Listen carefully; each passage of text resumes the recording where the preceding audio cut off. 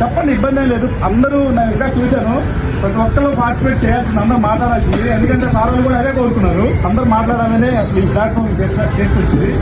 అలాంటి సలహాలు ఇంకా ఇంకా కావాలి. ఎందుకంటే మన పిల్లల భవిష్యత్తు అండి ఇది.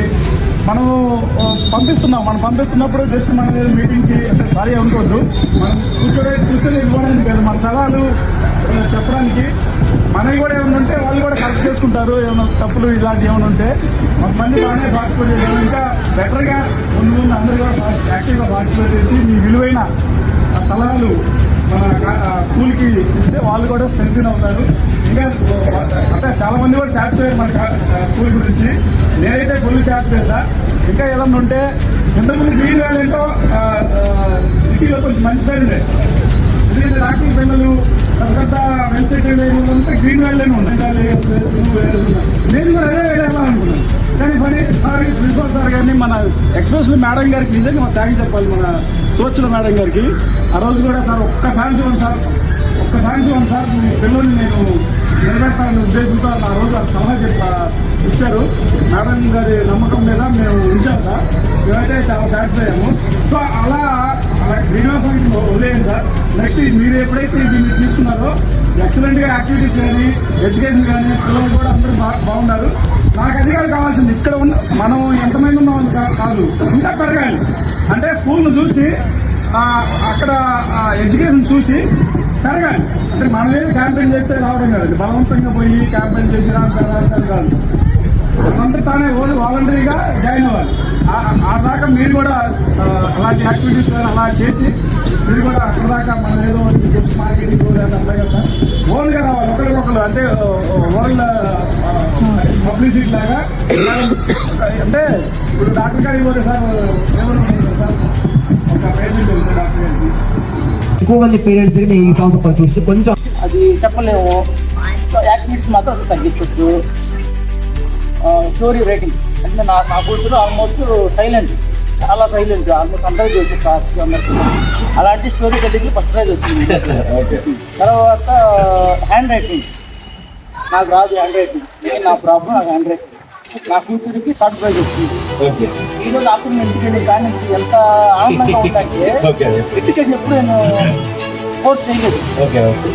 నేను స్పోర్ట్స్ ఆడుకో తినో నలుగురితో ఫ్రీగా ఉంది, సైలెంట్గా ఉంది, నీ పనులు అబ్జర్వ్ చేసుకో అంటే నేను అనిపిస్తుంది. చదువుకి మ్యాక్సిమం తగ్గించా ఫస్ట్ క్లాస్ కాబట్టి. ఆఫ్టర్ నేను తను అంత హ్యాపీగా ఉందంటే ఇక్కడికి వచ్చాక తను చాలా గారాబం ఫస్ట్.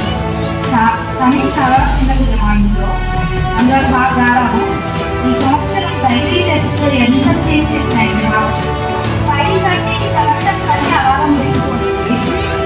టెస్ట్కి చదువుకోవాలి, చదువుకుంటుంది. ఫస్ట్ ఆఫ్ ఆల్ అంటే next hand writing previous year notes తీసుకొని ఎలా రాస్తున్నాను నేను, లాస్ట్ ఇయర్ ఎలా ఉంది హ్యాండ్ రైటింగ్ తను చూపిస్తుంది. Actually she starting 9th class. తను యూకేజీ నుంచి అసలు ఎగ్జామ్ దాకా ఎంపీ చెప్పేదాన్ని. ఫస్ట్ ఎంపీ చెప్పేదానికి రాదు కాదు, తను కొంచెం బట్ హ్యాండ్ రైటింగ్ బద్దకం కాదు. బట్ నేను ఇప్పుడు అరవలేదు ఫస్ట్. కానీ కాకపోతే మోటివేషన్ అనేది ఎక్కువ ఫ్రెండ్షిప్ చేయండి అలాంటివి చెప్తాను యాక్చువల్లీ. బట్ అదైతే నా పరంగా అయితే నేను ఏం చేసేది రాంగ్. చదవని పిల్లలతో కూడా ఫ్రెండ్షిప్ చేయాలి. ఎందుకంటే వాళ్ళకి తెలియని విషయం మనకు చెప్పాలి.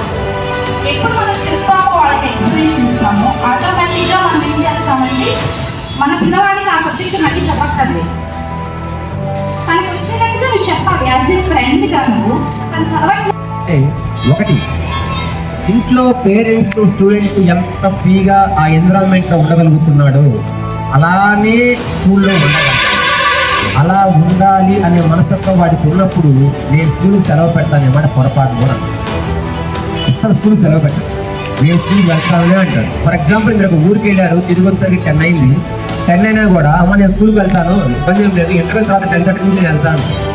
కానీ 9 దాటంగానే ఇవాళ లేట్ అయిపోయింది వెళ్ళని చెప్పి ఇంట్లో కూర్చుంటా. అలా అనుకో 10:30 అయినా మహా అయితే 2 పీరియడ్స్ పోతాయి. సో మార్నింగ్ 2 పీరియడ్స్ పోయి థర్డ్ పీరియడ్స్ పెట్టాడు కదా. నా పాయింట్ అండి, థర్డ్ పీరియడ్ నుంచి ఎందుకు వాడు వదిలేయటం? కొంతమంది పేరెంట్స్ సరే వచ్చారు లేట్ అయింది 10 అయింది అన్నీ ఎందుకు మిస్ అవుతుంది. ఇంకా కాకుండా ఒకవేళ మీకు లేట్ అయిన మధ్యాహ్నం పూట ఏదో అదంటే